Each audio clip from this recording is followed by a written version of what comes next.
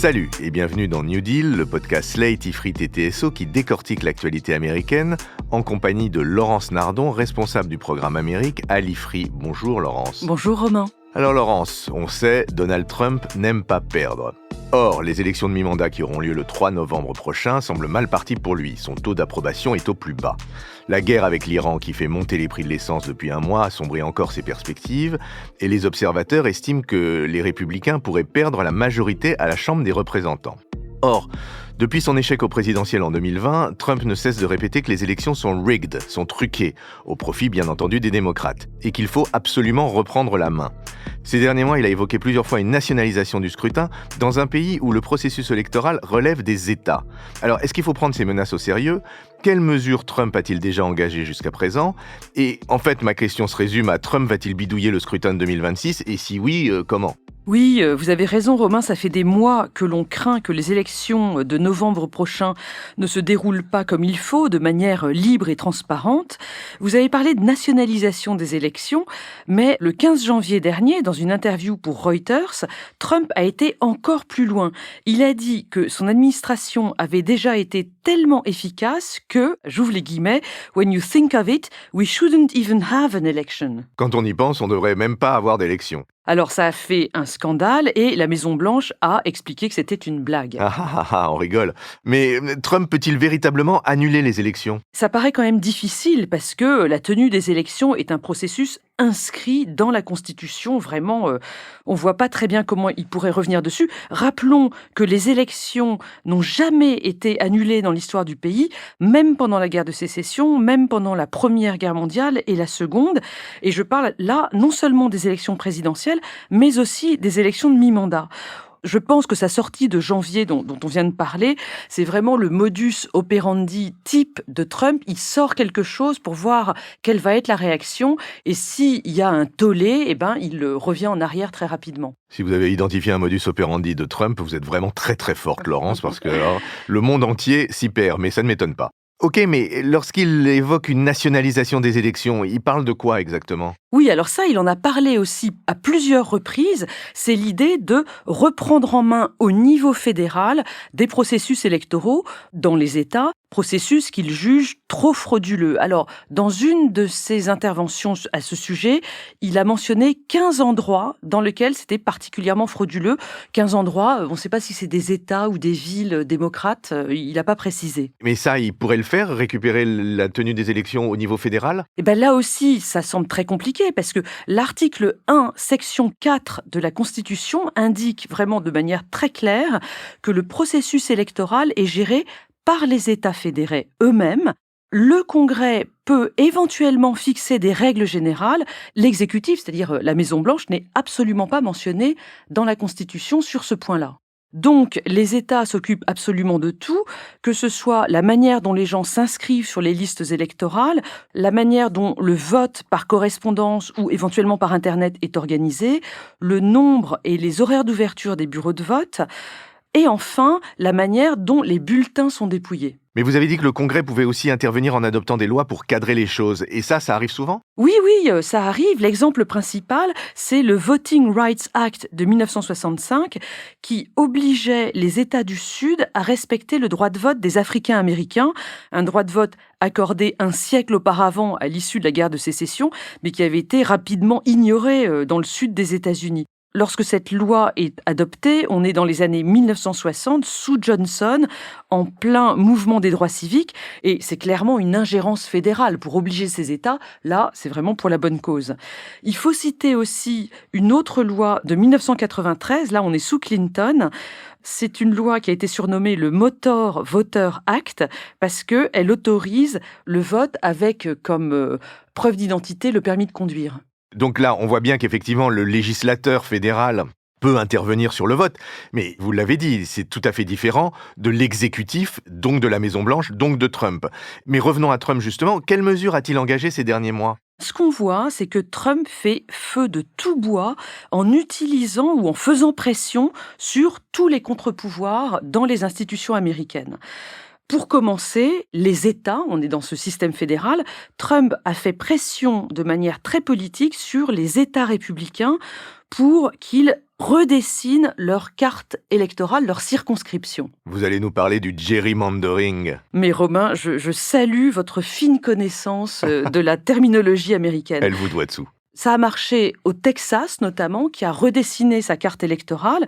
Mais le problème, c'est que des États démocrates ont fait pareil de leur côté, notamment la Californie. Et donc, au final, tous ces bidouillages sur le terrain s'équilibrent à peu près, on peut dire, un partout la balle au centre. Bon, mais alors il a fait d'autres choses plus décisives ? Eh bien, Trump fait également pression sur le Congrès, c'est-à-dire sur le pouvoir législatif. Et là, c'est tout le débat autour du SAVE Act. Alors, c'est un projet de loi qui a déjà été rejeté l'an dernier, mais qui fait un retour dans cette législature de 2026. Il a déjà été adopté par la Chambre des représentants. Il est actuellement devant le Sénat. Donc, l'idée, c'est de faire adopter une nouvelle loi, un peu comme en 1965. Ce SAVE Act, je le précise, ça veut dire Safeguard American Voter Eligibility Act. Qu'est-ce qui prévoit ce projet ? Alors, il prévoit d'exiger des preuves de citoyenneté plus fortes. Il faudra produire un acte de naissance ou un passeport pour s'inscrire ou se réinscrire sur les listes électorales. Il exigerait aussi, deuxième point, une mise à jour des listes électorales très régulière dans les États sous peine de sanctions des agents publics en charge de ces listes. Possiblement une inscription en personne des électeurs et possiblement aussi l'exigence d'une pièce d'identité avec photo pour aller voter. D'abord, une pièce d'identité avec photo pour aller voter, ça nous semble la moindre des choses en France. Et de toute façon, on ne peut pas dire que ces mesures soient attentatoires à la liberté ou à la démocratie. C'est quelque chose pour faire s'assurer qu'il n'y ait pas de fraude. Et ça, c'est plutôt une bonne chose, non ? Oui, ça semble louable vu d'ici, mais dans le contexte américain, on voit que toutes ces mesures toucheraient principalement les pauvres et les minorités, c'est-à-dire les gens qui n'ont pas de passeport ou pas facilement accès à leur acte de naissance. En gros, une partie de l'électorat démocrate.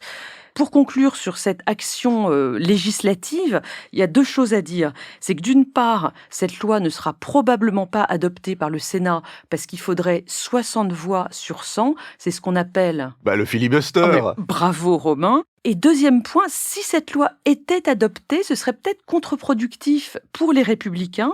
Le Center for American Progress fait remarquer que ce sont plutôt les électeurs républicains qui n'ont pas de passeport dans le pays, plutôt que les démocrates, si on regarde l'ensemble de la population et pas seulement en termes de revenus. Et puis par ailleurs, il y aurait un problème pour les femmes qui se marient et qui changent de nom, parce que ces exigences de preuve de citoyenneté pour s'inscrire seront très exigeantes. Or, les femmes mariées ont plus voté Trump que Kamala Harris en 2024. Oui, et donc on a vu que Trump faisait pression à peu près tous azimuts sur les États fédérés, sur le législatif, mais sur le judiciaire, on sait le rôle de la Cour suprême aux États-Unis.